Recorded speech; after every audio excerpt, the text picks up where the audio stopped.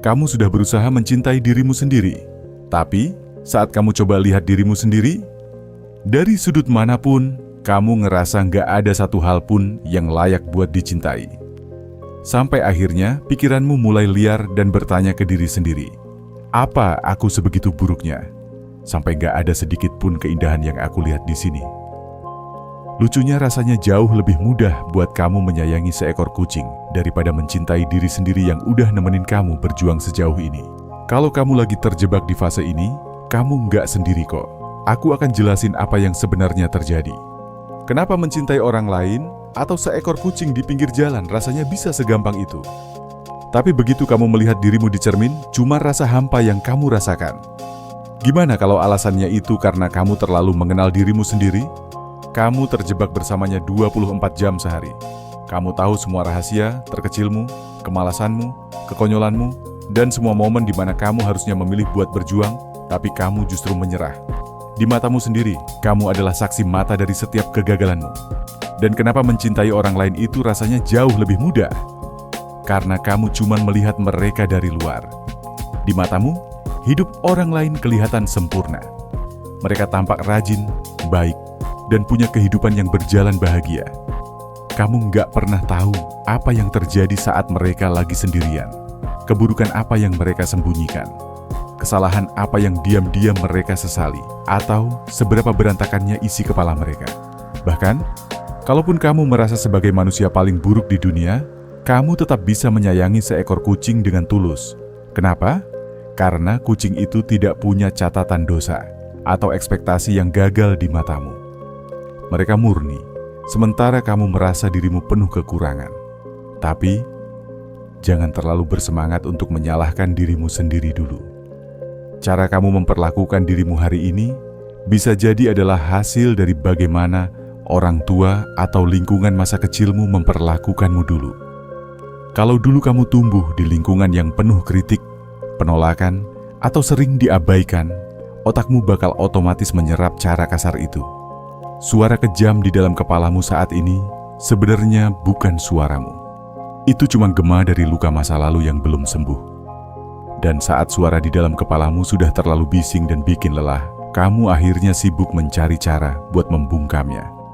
Kamu butuh pelarian. Kamu diam-diam pesan makanan cepat saji atau martabak manis sambil main game sampai pagi. Atau doom scrolling media sosial sampai matamu perih dan kamu pikir itu semua adalah bentuk cinta untuk dirimu sendiri? Tentu tidak, Fernando. Yang kamu lakukan itu namanya pemuasan semu. Ini seperti memberi makanan manis buat jiwamu yang sebenarnya lagi kelaparan dan terluka. Rasanya emang enak, manis, dan bikin tenang untuk beberapa menit. Tapi sebenarnya tidak ada nutrisi. Makanan manis ini nggak akan pernah bisa menyembuhkan atau membangun harga dirimu. Terus kenapa kita malah cari pelarian dan bukannya ambil tindakan? Saat kamu lagi marah dan benci banget sama diri sendiri, pikiranmu menjadi kacau. Kamu merasa sudah terlanjur berantakan dan gak akan pernah bisa menjadi sosok ideal yang kamu mau. Daripada harus menghadapi realitas hidup yang nyata, kamu memilih buat bersembunyi di balik layar. Kamu lebih nyaman menenggelamkan diri ke dalam dunia game atau scrolling video di medsos bukan karena hal itu bermanfaat, tapi karena dunia digital jauh lebih gampang dikendalikan dan gak pernah menuntutmu buat berbenah. Kamu sengaja menyibukkan diri dengan distraksi, cuma supaya kamu gak perlu melihat hidupmu yang asli sedang berantakan. Kamu cuma lagi memanjakan ego yang rapuh dengan kenyamanan instan, bukan benar-benar merawat diri. Dan saat semua distraksi itu hilang, kamu mungkin mikir, dengan berdiam diri dan merenung lama-lama, kamu bakal menemukan jalan keluar. Tapi kenyataannya, makin banyak waktu yang kamu habiskan sendirian di dalam kepalamu, kondisinya malah akan semakin memburuk. Kenapa bisa begitu? Karena secara psikologis, tugas dasar dari pikiran kita adalah mengkotak-kotakkan sesuatu. Bayangin hal sederhana ini. Kamu pergi ke supermarket dan kamu berdiri di depan lemari pendingin bingung mau milih minuman yang mana. Dan hanya dalam waktu 60 detik, pikiranmu bakal terus berputar, menimbang-nimbang, sampai akhirnya kamu memutuskan dan mengambil satu kaleng minuman dingin. Dari yang awalnya penuh pertimbangan, pikiranmu berhasil mengunci satu kesimpulan mutlak. Hal yang sama terjadi saat kamu kelamaan melamun sendirian mikirin hidupmu. Pikiranmu secara alami bakal memojokkan emosimu menuju satu kesimpulan ekstrim yang kejam. Aku emang gagal, dan aku nggak layak bahagia. Kebiasaan pikiran yang suka mengkotak-kotakan yang nggak ngotak ini sangat berbahaya. Bahkan, ketika ada orang lain di luar sana yang tulus datang dan bilang kalau kamu itu berharga, pikiranmu bakal otomatis melawan dirimu sendiri. Otakmu bakal langsung berbisik, "Halah, mereka cuma ngomong gitu karena kasihan atau sekadar basa-basi aja." Akhirnya, kamu sendiri yang menutup pintu karena kepalamu udah terlanjur mengunci kesimpulan ekstrim tadi. Kalau kamu merasa penjelasan tadi ngebantu kamu buat paham sama diri sendiri, jangan lupa klik like video dan subscribe channel ini supaya aku juga dapat cinta darimu. Lalu apa solusinya? Langkah pertama, lewat kata-kata. Pakai teknik block and replace. Pas suara di kepala mulai menghujat kamu karena satu kesalahan, langsung lakukan block. Bilang ke diri sendiri, "Stop, kita nggak berbicara dengan cara sekejam itu lagi." Setelah berhasil ngerem, langsung replace. Ganti dengan kalimat yang lebih baik.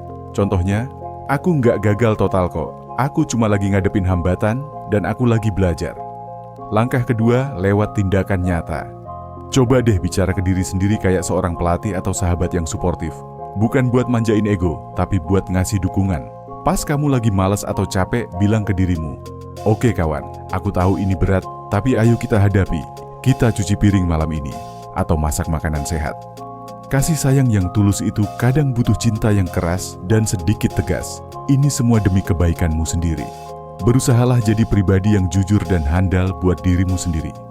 Kalau kamu adalah orang lain, jadilah orang yang mudah untuk kamu cintai. Langkah ketiga, ambil jarak dari pikiranmu. Ingat, pikiran dan emosimu itu cuma lingkungan internal yang lagi kamu huni, bukan identitas aslimu. Mereka cuma cuaca yang kebetulan lagi lewat di kepalamu. Saat rasa benci itu datang lagi, coba mundur satu langkah dan tanya ke dirimu sendiri, apa bagian dari diriku yang lagi memperhatikan kebencian ini juga ikut membenciku?